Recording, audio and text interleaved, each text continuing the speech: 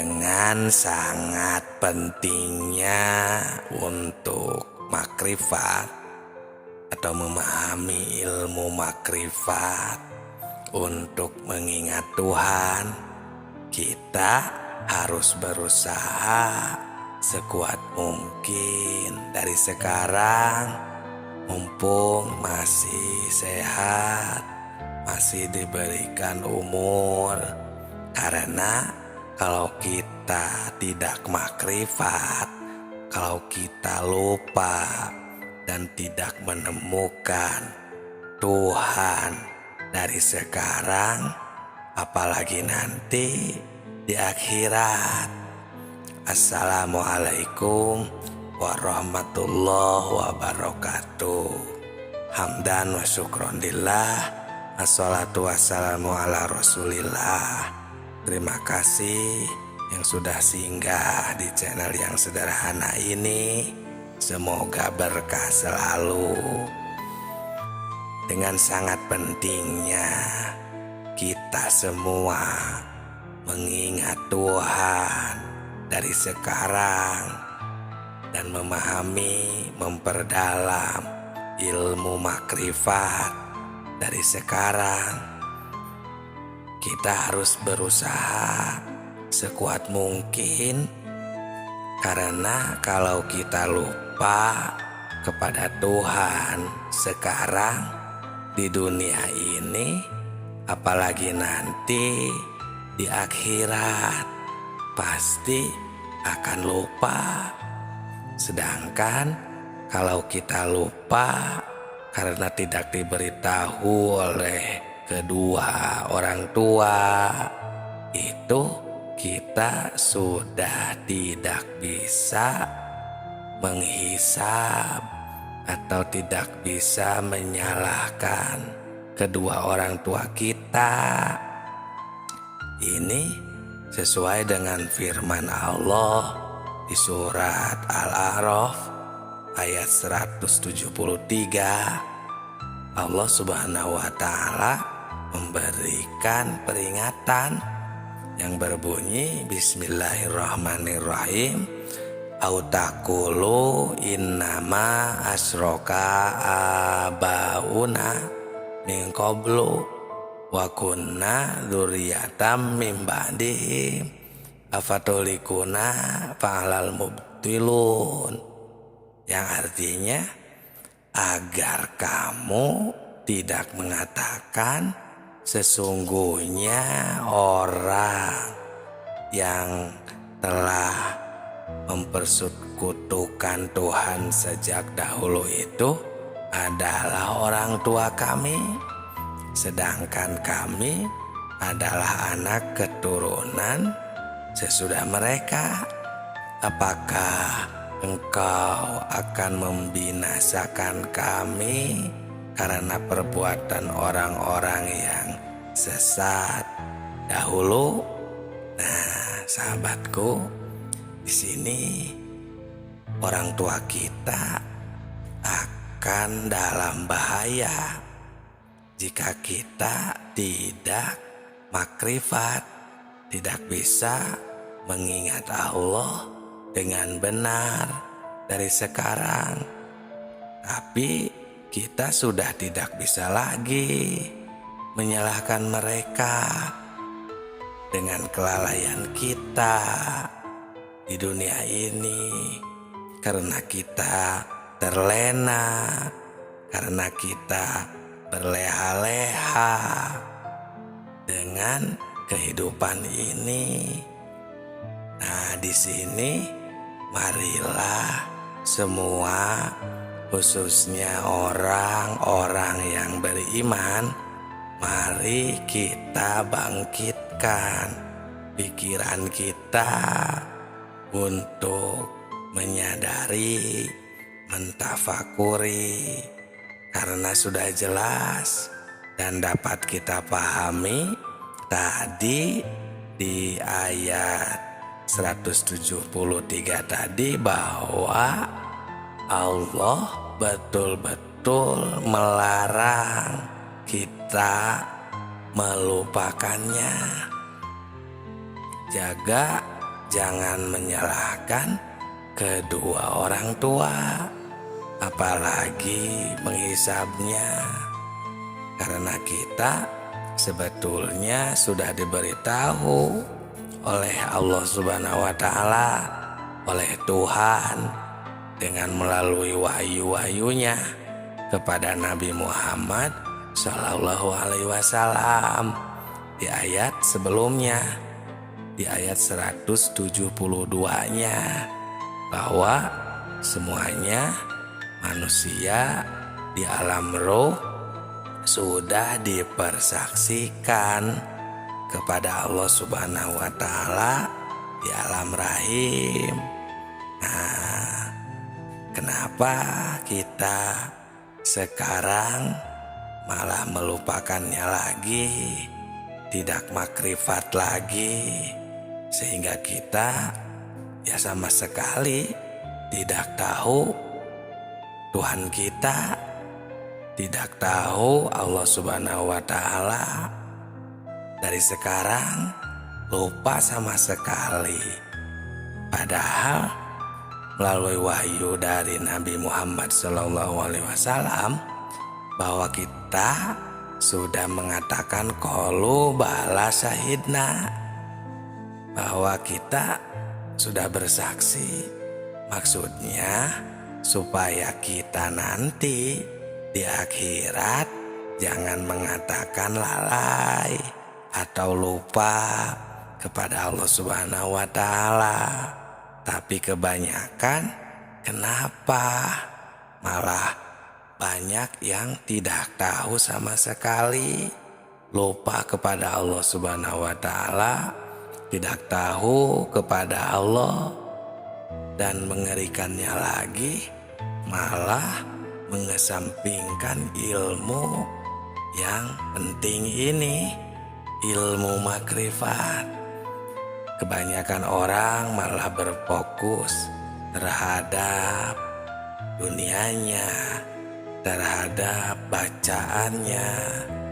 Jika sedang beribadah, jika sedang di luar ibadah, fokus terhadap dunianya, fokus terhadap makhluknya, ciptaannya, keindahannya, lupa kepada Tuhannya. Kenapa? Sebab kalau lupa atau lalai, ya lupa kepada Allah, ini merupakan kesalahan besar. Dan ini adalah kesalahan diri sendiri, bukan kesalahan orang tua, yang akibatnya kita akan mendapatkan kesesatan. Nah, ini yang dimaksud sesat itu jika kita tidak bisa kembali kepada Allah, tidak bisa pulang lagi nanti setelah mati maupun dari sekarang, karena tidak tahu kemana pulangnya, karena tidak tahu harus kemana pulangnya, kembalinya, jalannya, alam asal kita dari mana. Insya Allah sahabatku, sahabat tilawah semuanya, di channel Tilawah Semesta ini kita akan meneliti, berbagi maksudnya tentang ilmu makrifat, khususnya alam asal, untuk kita kembali pulang agar kita bisa bermakrifat kembali kepada Allah Subhanahu wa Ta'ala. Kenapa banyak orang yang lupa sehingga kita menjadi tersesat nanti? Ya, ini bisa banyak penyebabnya. Mungkin karena tidak mau tahu, tidak mau memperdalam tentang agama sendiri. Karena itulah kita jadi lupa, kita jadi istilahnya ketinggalan informasi, atau bahasa kasarnya mungkin ya, jadi bodoh tentang persaksian kepada Allah, bodoh tentang syahadat sejati. Nah, bodoh itu kan karena lupa itu sehingga kita jadi bodoh. Nah, sebagaimana yang ada dijelaskan di dalam kitab Sirrul Asror, di situ dikatakan penyebab buta hati adalah karena lupa. Dengan lupa kita jadi bodoh. Namun bodoh di sini dalam urusan ketuhanan. Ya, kalau urusan pengetahuan seperti pengetahuan agama maupun pengetahuan duniawi, nah, pasti itu mah pada pintar lah, kami percaya. Namun urusan ketuhanan, mengapa ya seperti itu, seolah kita jadi bodoh? Mungkin karena itu, bodoh dalam urusan ketuhanan. Setelah manusia berjanji di alam arwah. Nah, sahabatku, sahabat tilawah semesta yang kami cintai, di dalam pengertian ingat ada 3 macam. Yang pertama, ada yang mengartikan ingat itu harus banyak zikir atau wirid. Ya, maksudnya membacakan kalimat seperti takbir, tahmid, tahlil. Nah, itu macam yang pertama. Nah, ingat itu, zikir itu ada yang jatuhnya jadi sebuah wirid. Ya, kita harus paham agar kita lebih bijaksana. Terus makna yang kedua, macam yang kedua, ada yang mentafsirkan ingat itu harus banyak mengingat itu dengan memperhatikan hukum Allah. Seperti di dalam kehidupan kita sehari-hari, kita harus sesuai dengan aturan Tuhan. Contohnya, jangan mengerjakan pekerjaan sesuai dengan sekehendak hawa nafsu. Misalnya, itu makna yang kedua. Ya, sudah bukan lagi makna yang pertama yang membacakan kalimat wirid untuk yang makna kedua.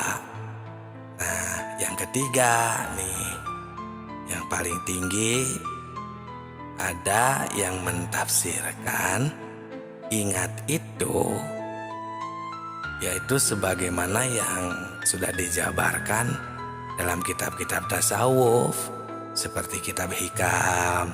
Di sana para Haripillah mentafsirkan bahwa tentang ingat itu, kita selaku manusia yang ada di jagat raya ini emang harus mengingat atau bertemu kembali agar kita tidak melupakannya, yang disebut dengan ilmu makrifat, bersyahadat, yang tidak hanya syahadat ikrar atau tidak hanya mengucapkan. Nah, jadi di dalam menafsirkan ayat seperti ayat yang tadi itu, jadinya sangat berhati-hati, karena urusan ingat itu adalah urusan hati atau urusan kolbu, yang mana itu penafsiran yang sangat tinggi. Jadi kita harus berhati-hati. Nah, terus bagaimana untuk orang-orang, sedangkan kebanyakan yang mengartikan zikir itu atau ingat itu kebanyakan jatuhnya adalah wiridan atau aurad, seperti membacakan kalimah-kalimah subhanallah, Allahu Akbar, alhamdulillah, la ilaha illallah. Pokoknya kalimat-kalimat yang jatuhnya wirid. Nah, itu juga tidak apa-apa, itu masih zikir. Ya, itu istilahnya penafsiran tingkat dasar. Tapi kita harus ingat juga bahwa zikir itu atau ingat itu adalah pekerjaan hati, pekerjaan kolbu, harus vakum bil wahir, ya, sesuai dengan kenyataannya, sehingga bisa dirasakan oleh orang yang mengingatnya.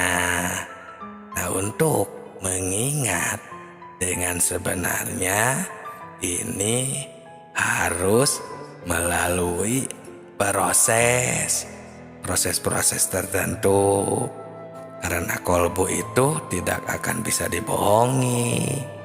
Kolbu bisa ingat cuman kepada yang sudah diketahui, sebagaimana yang sudah dijelaskan di dalam video sebelum ini. Nah, kita tidak akan bisa mengingat jika kita belum mengetahui kalau secara makna hakikat dan makna makrifat. Coba saja kita sama rasakan atau tanyalah hati kita masing-masing secara jujur, apakah bisa ingat kepada yang belum kita ketahui? Coba jawab di kolom komentar ya.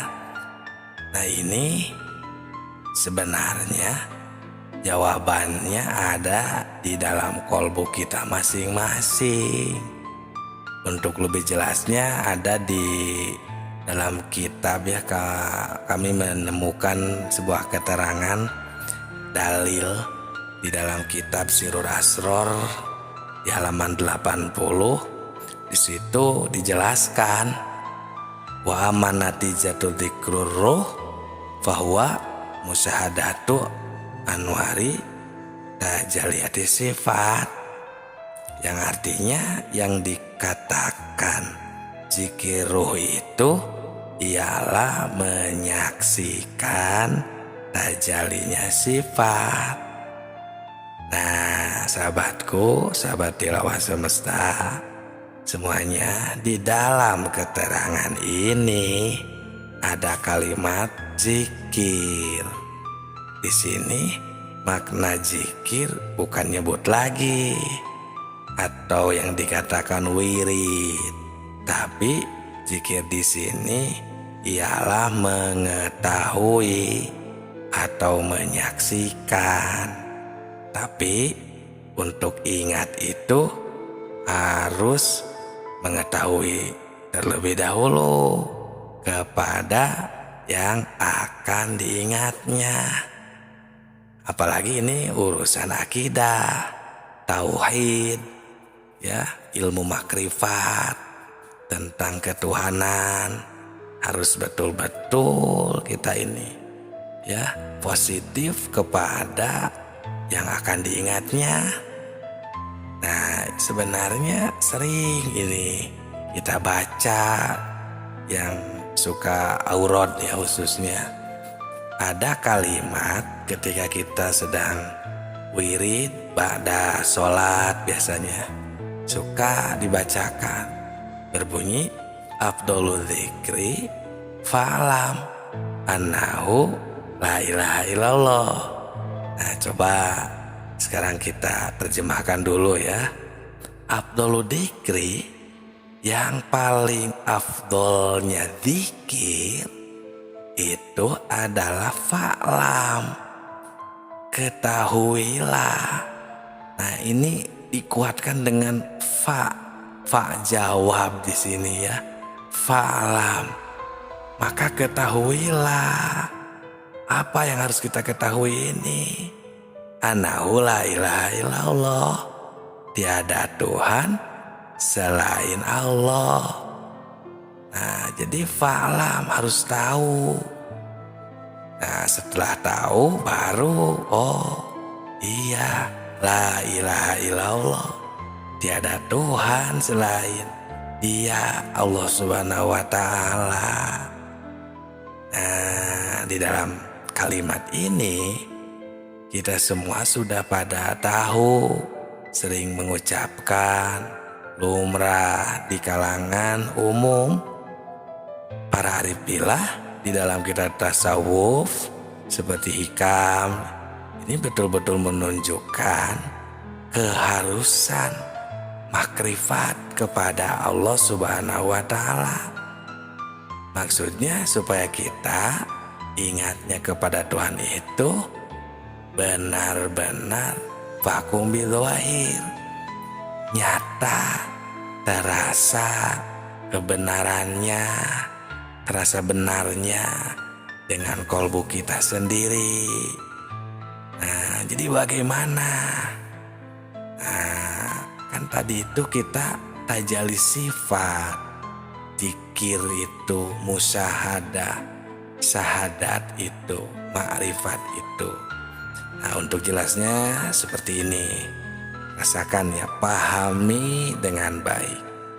Ya mungkin kalau yang sudah skip dari tadi atau pindah video, ya mungkin belum jodohnya ya. Nah, ini yang masih setia, spesial untuk sahabat tilawah semua yang mendengarkan, masih menyimak. Contohnya seperti kita sedang melihat atau merasakan lah ya, memakan atau pokoknya tentang kita sedang apapun ya, per jam, per menit, per detik kita di dalam beribadah maupun di luar ibadah, dalam kegiatan kita sehari-hari. Nah, salah satu contoh sedang makan, contohnya makan gula yang manis, karena gula itu kan manis, tidak ada gula yang pedas atau yang asin, jarang ya. Gula itu pasti manis. Contoh nih, ketika kita sedang memakan gula, jadi kita harus menemukan ya, makrifat, mengingat ketika kita sedang makan gula kan tadi contohnya. Jadi kalau yang masih buta atau tidak mengingat Allah, yang makan gula biasanya. Yang ingat, yang ia fokus, yang ia temukan, yang ia saksikan, ya gula yang rasanya manis.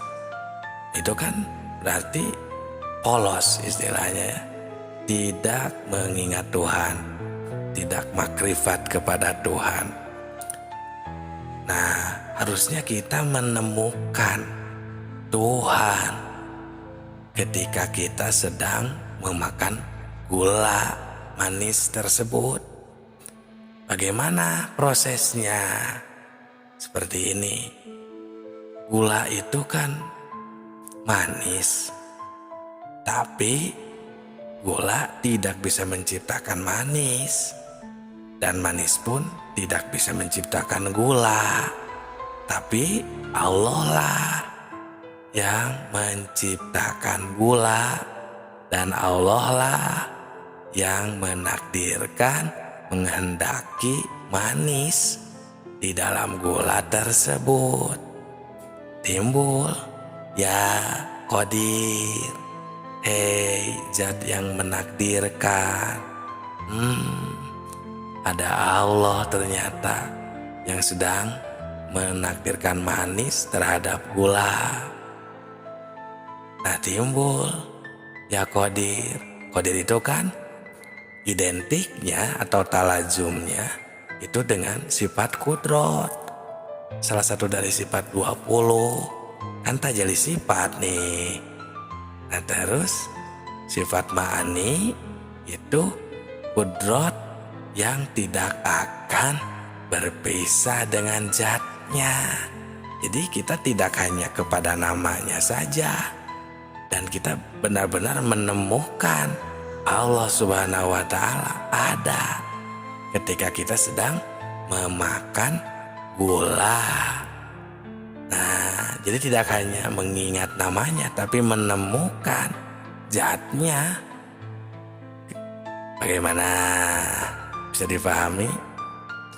Kita jangan berprasangka bertemu dengan Allah itu seperti bertemu dengan makhluk yang mana ada warna, misalnya cahaya atau bentuk, ya sebagaimana makhluk rupa, bukan kan. Allah itu mukhalafatun lil hawadisi, berbeda dengan makhluknya, dengan semua ciptaan yang baru, tidak ada yang menyerupainya.